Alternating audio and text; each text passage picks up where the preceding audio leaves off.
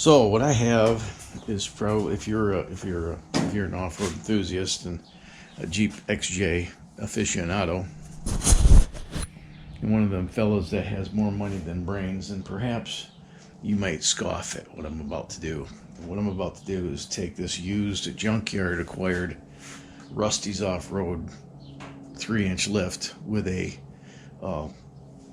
some kind of bastard pack on the back, and I'm going to swap it out for a rough country 4.5-inch long arm kit. There's pieces and parts all over my garage, along with some 4.5-inch springs for the back, all in with shocks included, about $1,500. The front is a little more involved than the back. The back is going to be the easier part. It's just a matter of swapping out springs. I already have the shackle relocation bracket in. Yeah, this garbage is going away. I guess I just came over here to inspect my bolts, the hardware. I think I could probably get that out. That one's going to be a problem. Probably. U-bolts are going to be easy enough. But the easiest way to do this is just do one side at a time. So I tried to take the shocks off already, and I'm probably going to end up breaking the bolts, which is pretty typical. I think I already have anticipated that. That's what's in this bag. See, the upper shock mount, if you didn't know, the upper shock mount and a Jeep XJ has like captive nuts up in the chassis because it's a unibody. And typically those bolts that go through the top of the shock mount, that mounts the shock to the body of the Jeep, those bolts will rust and they'll snap when you try to pull them off. And you got to get up there and knock them out. And there's a little access port in the frame. You can get one of these in, and these are captive nut things on a little bracket, so you can get shocks mounted back in there. So I have those just in case that happens. I've already used some Croil on the hardware to try to loosen them up. I'll squirt a little bit more on there, and then I'll start pulling bolts, I guess. This isn't going to happen in a day, for sure. But you got to start sometime. I guess now's as good a time as any. Yep, that's probably true. Okay.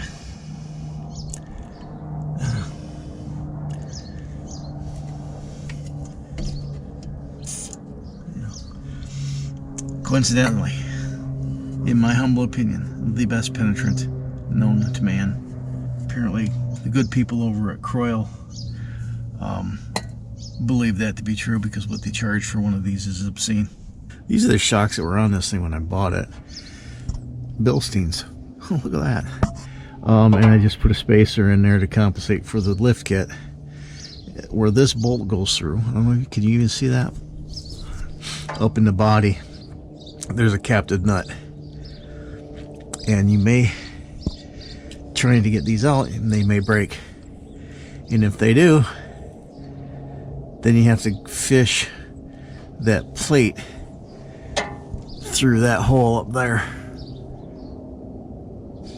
You knock the captive nuts out, and you put that little thing in there. Yeah. If it happens, you'll see. But I think right now I'm going to squirt a little juice up in there and see if I can't avoid having to use. Oh, great. Look at this. Seal's bad. Great. Brand new freaking wheel seal. No good. No good. So I'll have to fix that too. Great. What size is that? 1/2 inch. Oh yeah, here's going to break. Ouch.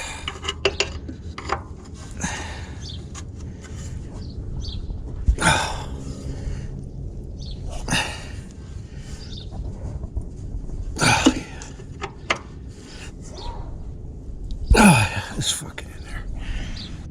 I guess I'll come back when I break them off, and I'll show you what it looks like when they're broken off. Well, they didn't break. They didn't want to come out. They fought me every inch of the way, but they came out.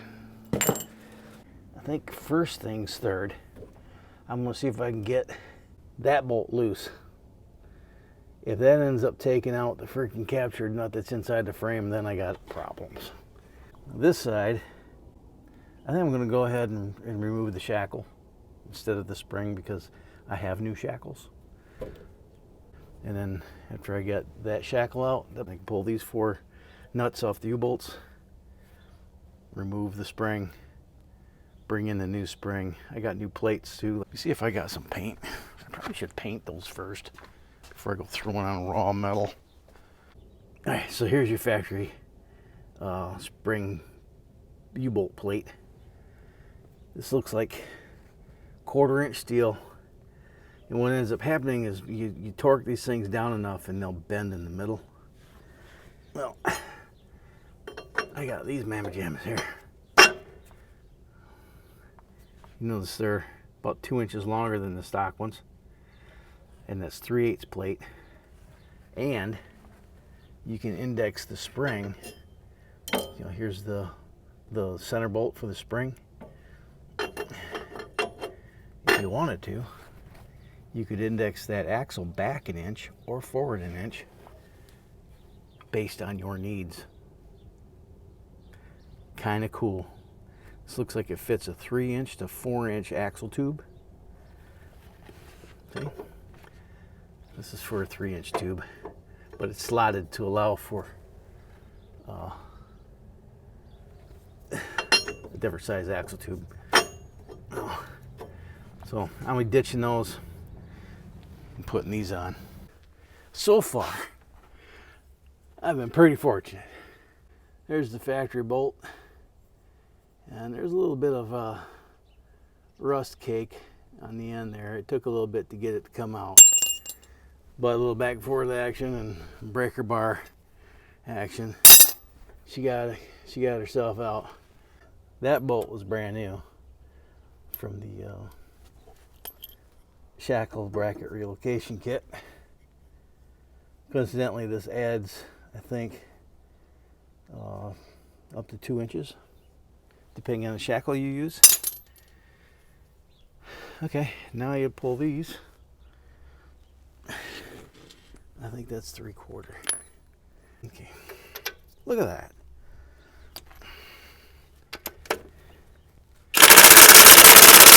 How about we put it on hyperspeed?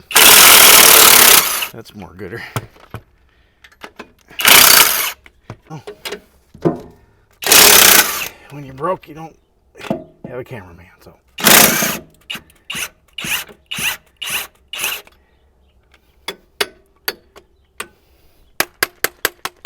That's one nut.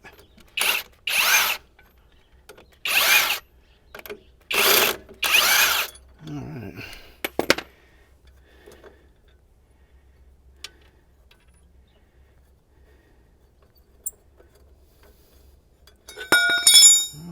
Okay.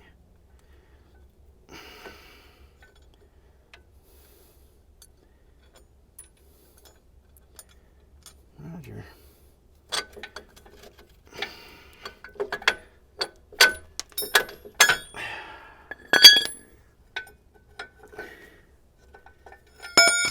Go.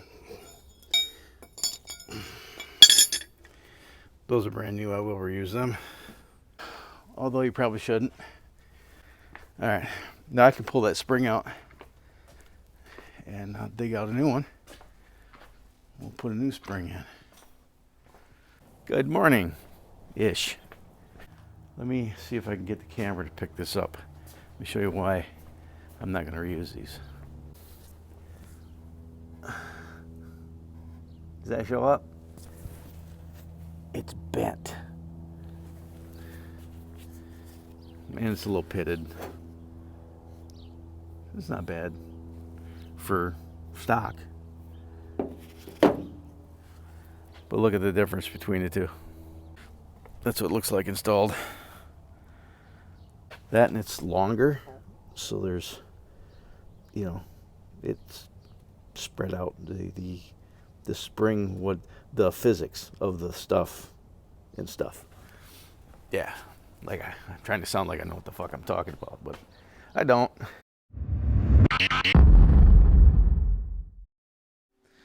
All right, so in the instructions here, you gotta drill a hole through that bracket. Can you see that? And that goes through all the way through the frame, and they want you to use a 17/32 drill bit. And you drill all the way through to the other side, and then you come back through the inside, just the inside, using a 25/32 drill bit. The idea is that this side you'll be able to slip that crush sleeve through to the other side, and then the other side is just big enough for the bolt. You dig what I'm stepping in? That goes through the subframe. Well, I'm looking at my drill index, and I don't have a 17/32 drill bit. I don't have a 25/32 drill bit either. But I do have a 1/2 inch drill bit. I don't know if I have a 3/4, but I have a unibit. Here's my drill index. I don't have a 25 or a 17/32. But I have a 1/2 inch. There's a 1/2 inch.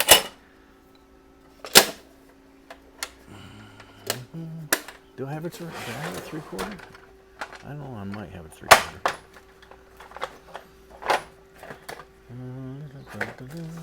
What's this? This is 7/16, I believe, or 23 millimeter. That's for a future project. I don't have. What's this? 9/16. That's too big.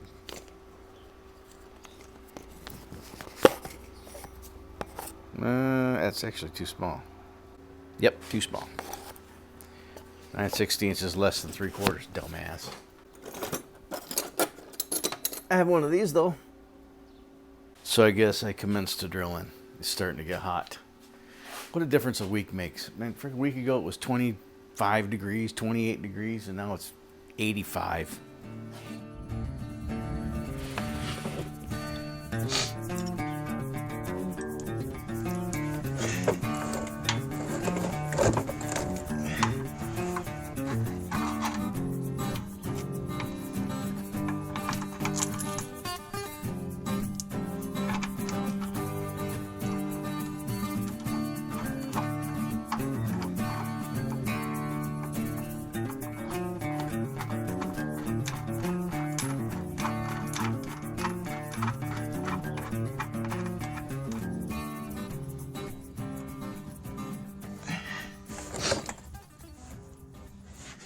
Got the transfer or the transmission mount / link mounts in.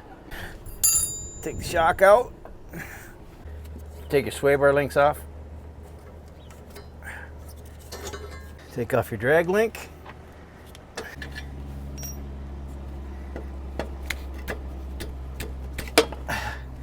This will not get reused, but save it. Somebody might buy it. Remove your upper control arms. And for now, I'm just going to loosen. I'm not going to remove the lower control arms. I'm just going to loosen them. See if I can't get the coil springs out. Let's see.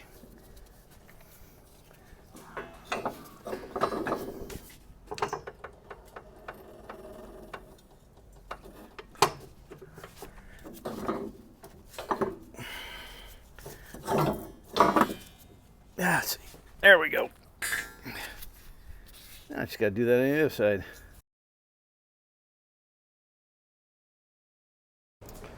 So here's the links. So the instructions give a dimension center to center from eye to eye on each one of these links, and same thing with the uppers. Ouch. Why is this going to be tight?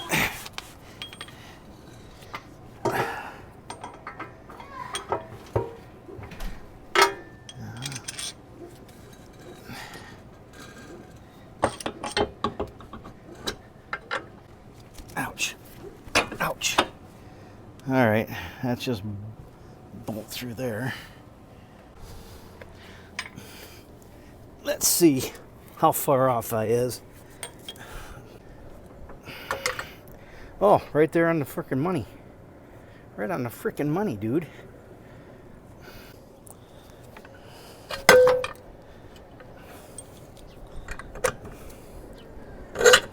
Yeah, let's see. You can see the issue here. There's going to be an interference if I don't cut that out the way. I'll just cut it, cut both right through there and right through there, and then I'll get the grinder out. Don't worry about dressing it up later. Probably just cut as much as I can away with the plasma cutter and just leave it. That sounds more like me. I get the upper link now. Let me see. Okay.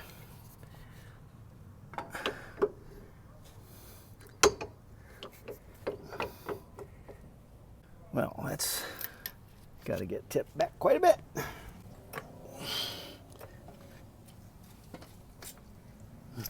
Ouch. Do the hammer.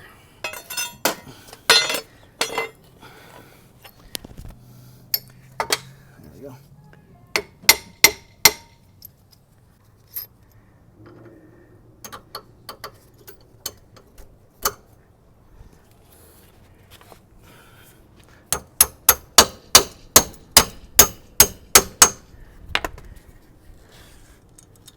This is a gas charge shock, so I need to cut this and then quickly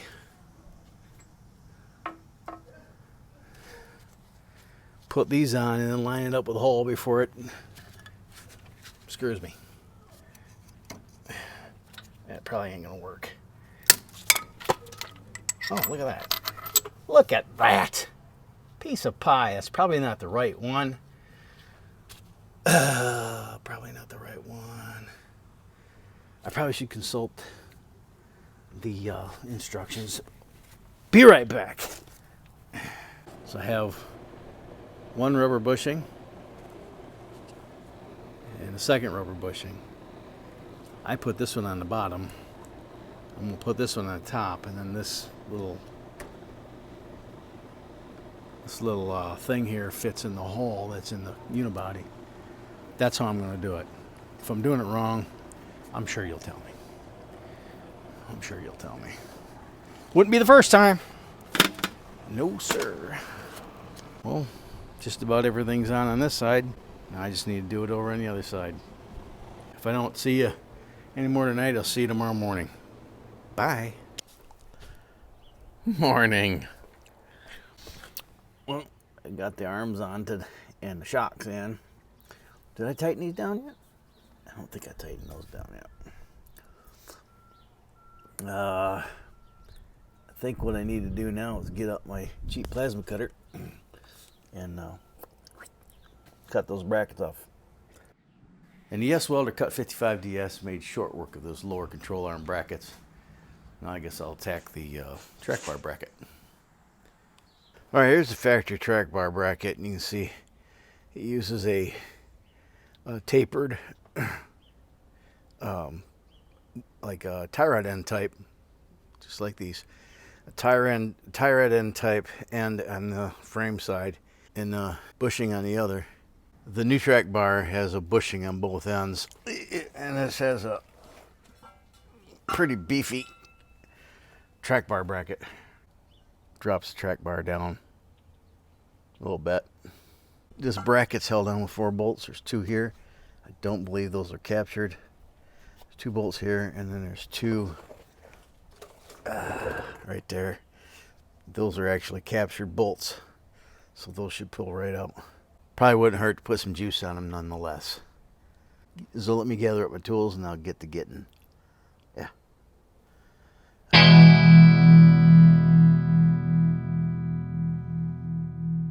This track bar bracket's installed. I'm going to go ahead and install the track bar. Ouch.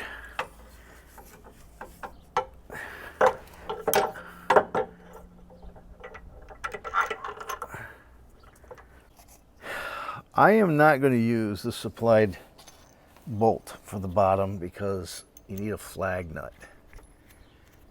I know I bought a couple of them. I just don't remember where I put them. Figures. So I'll probably end up going buying a couple more. And then in 6 months I'll find them. And then what? I don't know. Would you look at that? I found it. That, by the way, is what I lost on the way up to Cerro Gordo. You notice it comes with red Loctite on it. This goes up through this hole here. Woohoo. Let me see. Yahtzee. Yeah. You just thread her in like that. Voila. So, should I tighten these up? No, these are bushed, so I'm not going to tighten these up until what? What do we got left? Oh, the links, I suppose.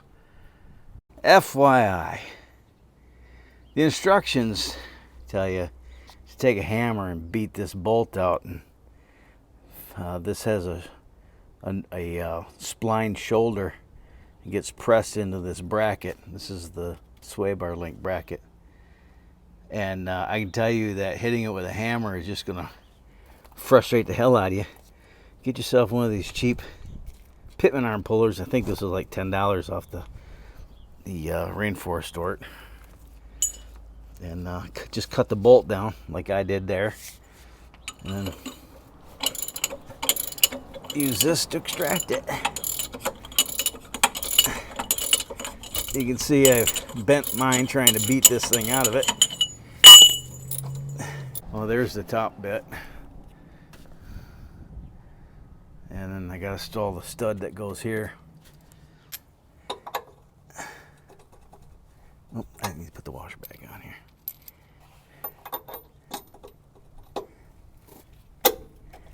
Alrighty.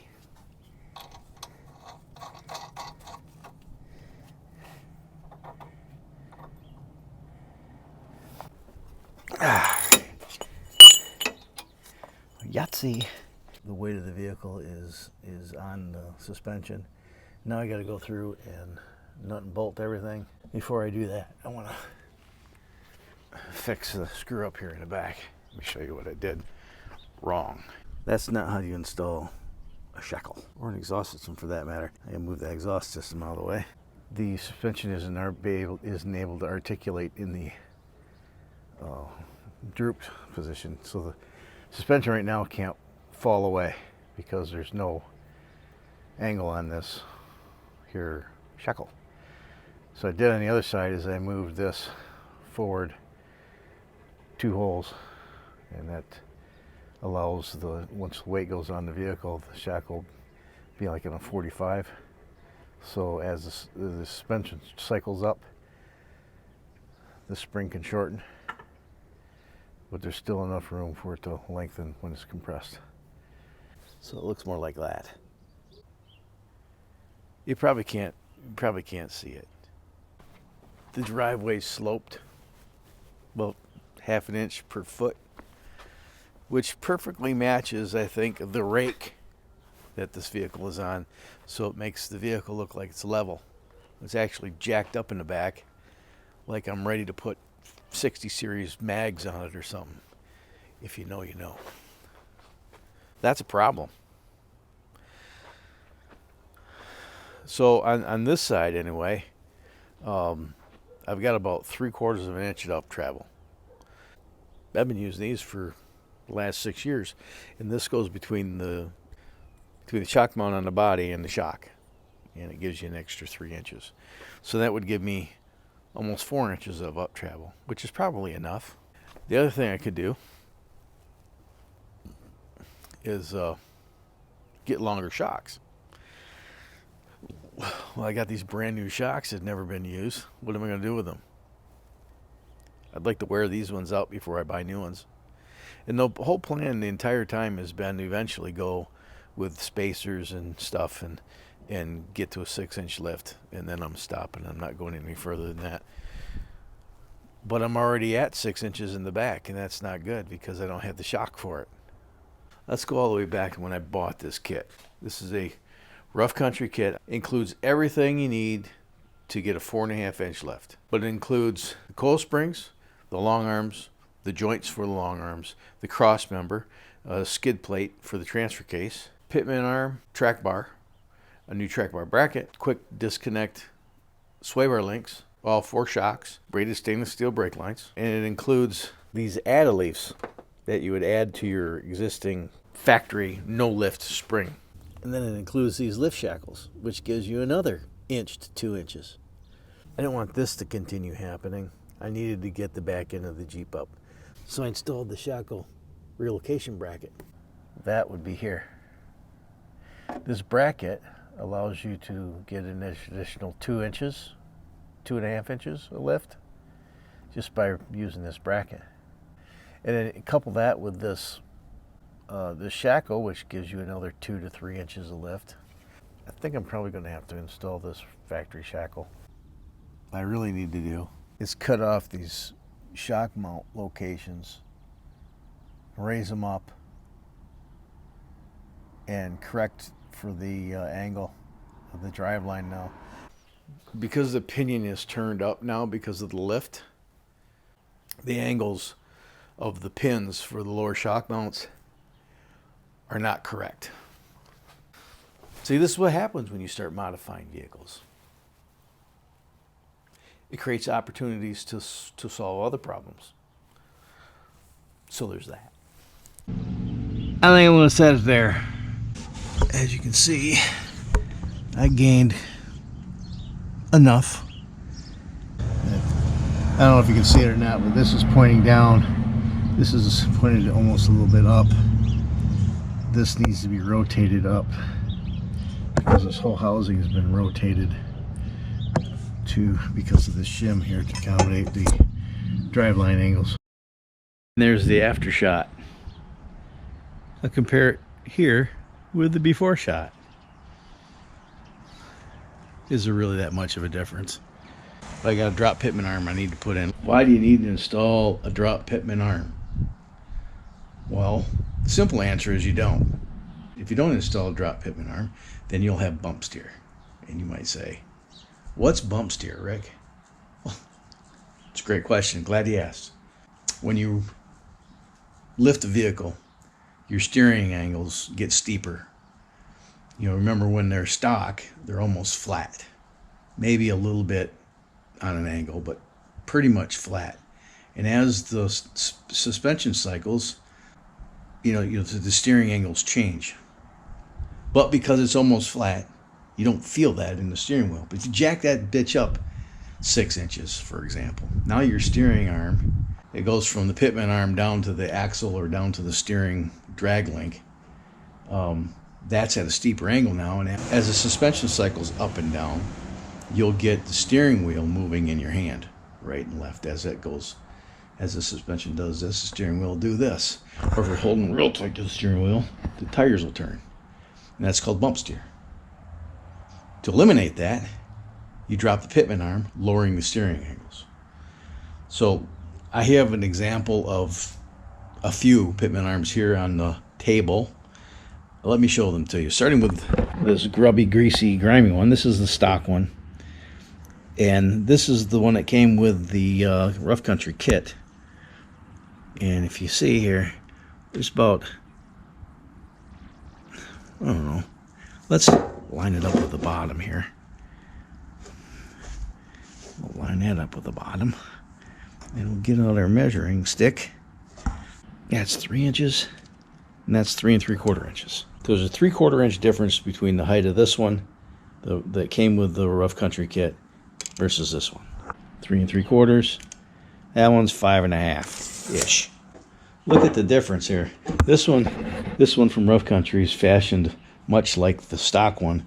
Dimensionally, it's almost the same. It's just a little bit taller. This one, I mean, come on. Look at the difference. More beef, more gooder. It's got to be, right? Good morning. Yesterday, I got up underneath this thing. I nut and bolted the rear end and the front end, got everything squared away, and I filled my transfer case. And I used another cheap tool that I purchased from the rainforest store. I filled that transfer case up in 30 seconds. Now, let me show you what I was using before. And I put it here because I let it drain out, but I think I'm gonna leave it here. Over there. One of these little dealy pumps here you screw into the jug and you pump it.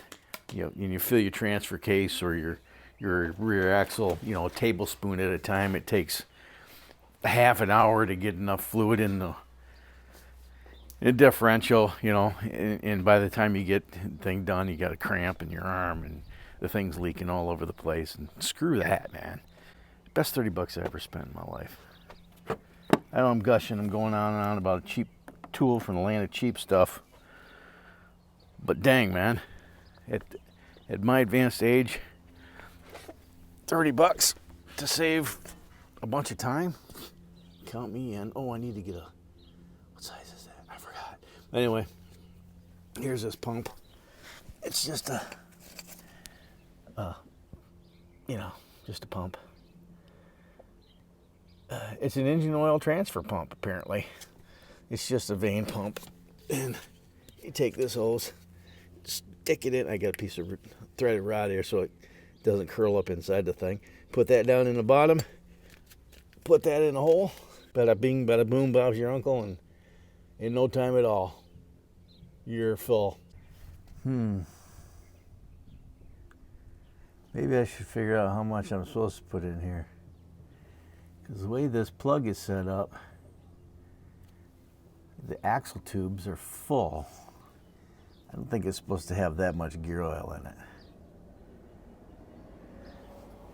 I'm gonna ask the Google machine what the capacity of this axle is, and I'm gonna put that in a container and draw it from the container. I might put a little extra in, but I don't want the tubes full. That's not good either. All right, where is the Google machine? Hey Siri. How much gear oil in the rear differential of a 1998 Jeep Cherokee? Okay, Dana 30, 1.2 litres. Chrysler, 2 liters. 2 liters.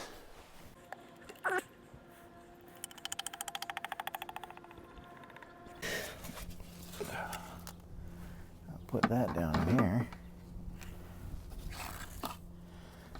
Put this in here. Let's see if this thing will chooch the gear oil. Oh, would you look at that?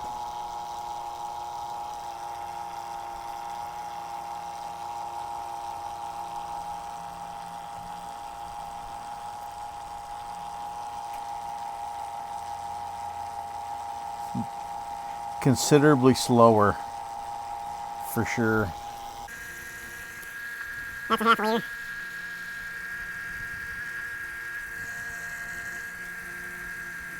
I don't know if you can see, there's a lot of air. It's the pump is cavitating pretty good. So there's quite a bit of air being entrained into the oil. But if you've ever tried to hand pump this stuff, you know just how viscous 80-90 can be. And this is, it's not going to say it's pumping it easily, but it is pumping it. That's a liter.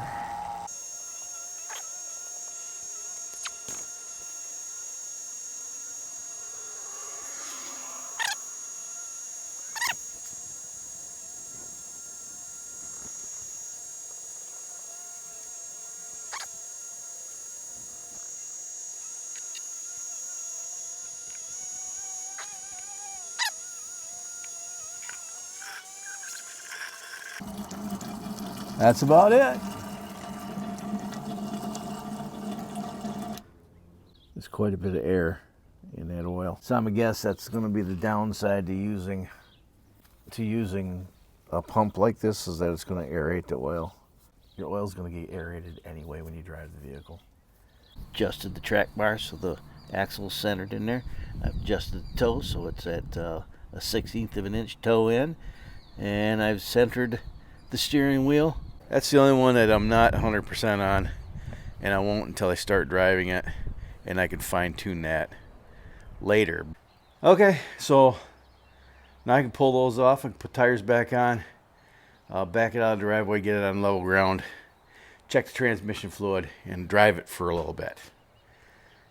First thing I'm going to do is I'm going to take it out on some long ass dirt road someplace, put it in 4-wheel drive, and just drive it to make sure that that transfer case is working.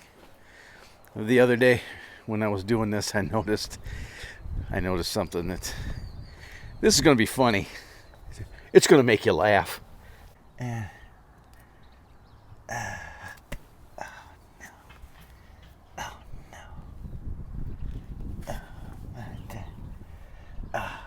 crap. And that's just great. That means transfer case got to come back up. It just seems like all I do is work on this thing in between trips. That's a better stance. I like that. One thing that I didn't anticipate was the level of difficulty getting into this vehicle has gone up. There's a random dirt road that I'm heading off to. Just test out the 4-wheel drive to make sure it works. Boy, I am cutting it down to the wire. It's Thursday morning and we're leaving Sunday morning for a road trip to New Mexico, my youngest son and myself. So, not like down to the wire. Oh, she just fires her like a dream. All right, let's go.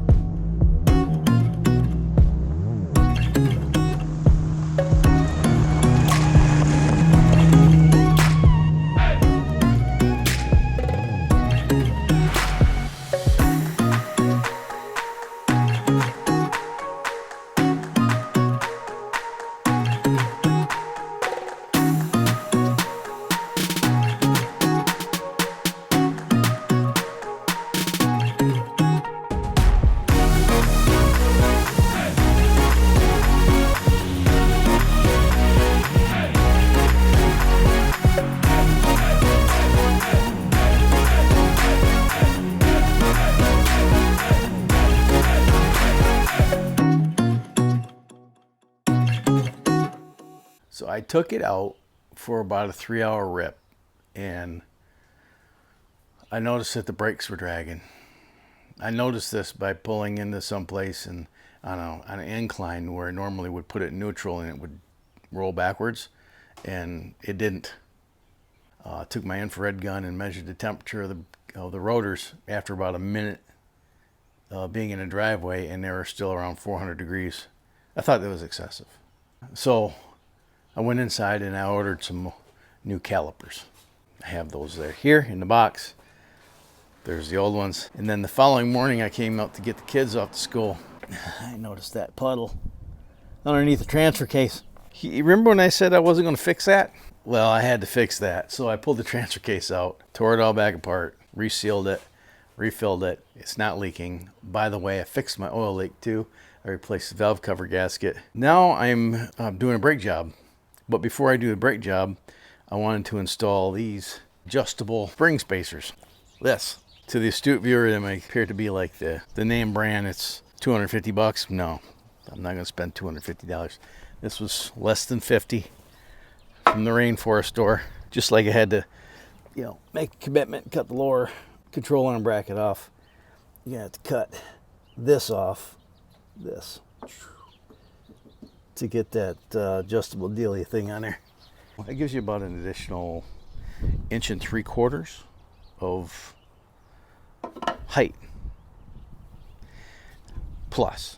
You can take this lower ring and thread it out on this shaft here and get as much as, I don't know, 4 inches probably. I don't need 4 inches.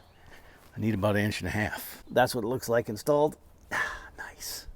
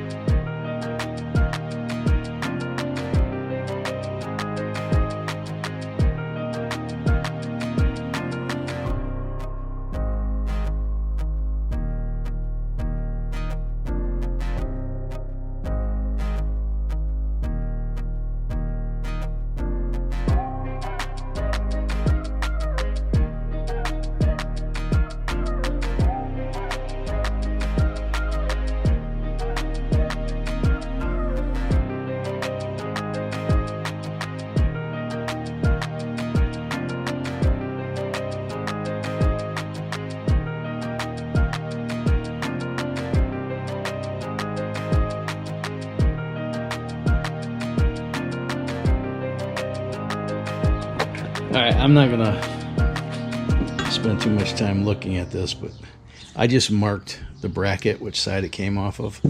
But the calipers, these Akubano calipers, see, this one's got an R, the other one has an L. Cast right into it, so you can't really screw it up.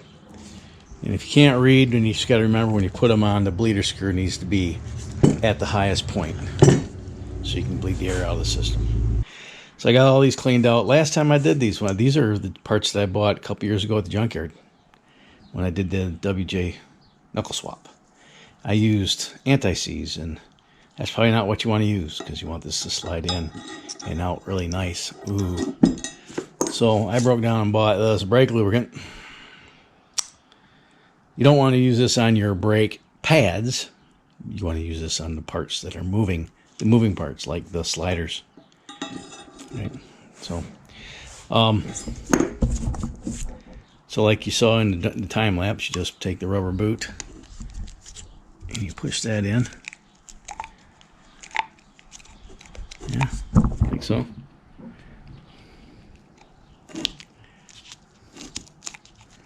Yahtzee. Yeah.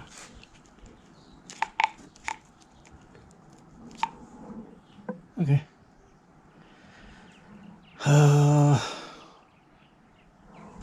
lube up your shafts, stick them in there, and put the pads in, put them in so they're facing each other, you know, like this. Don't do that. Do like this, and then you can put the caliper onto the mounting bracket. Then we'll go put some rotors on. All right, now for the fun part. This and that are the rotors that I have had on this since I did the WJ knuckle swap. And these are for an 04 Ford Sport Track Explorer. You see, this is the driver's side. It has a D stamped into it. Now, when you get these new, you can put them on either side. It doesn't matter. But once you go through a couple of heat cycles, you don't want to swap one side to the other. This is how it was explained to me in trade school. Way decades ago.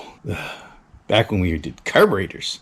This is a cast piece, and this rotor can get very hot, especially under heavy braking. You've seen race cars, these things are glowing cherry red.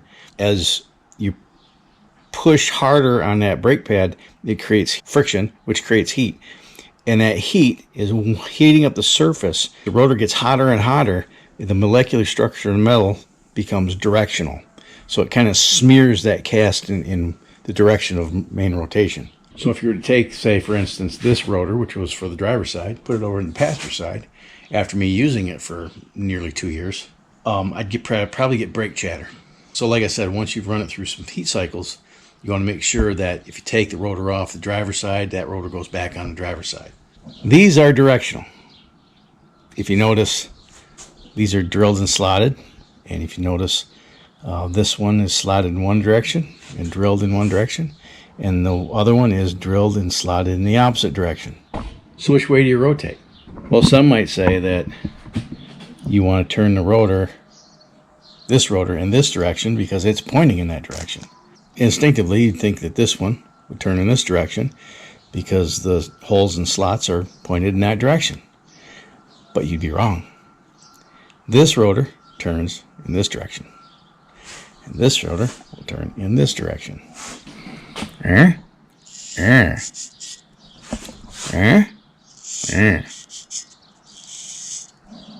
ask me why.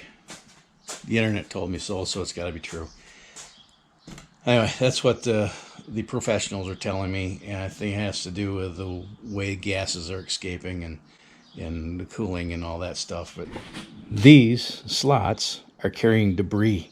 Remember I said those pads are creating a gas pocket between the pad and the rotor, and some of that material is sloughing off, right? The brake pad material. Well, this slot here gives a place for that material to go while it's under the brake pad. And these holes ventilate gases into the vent port here. This is what this vent port brings air through the rotor and helps cool it. And these holes and slots aid in the cooling. How much? I don't know. Is it going to make that much of a difference on this rig? Probably not. But man, it looks cool, doesn't it? And they're about the same price. So why the hell not? All right, so put the rotors on, and then I can put the calipers on, and then I got the stainless brake lines that came with the lift kit. I'll put those on. It even comes with brackets. Look at that. Okay, put those on, and then I can get to bleed them. I get to bleed the damn things. Awesome. Would you look at that? Nice.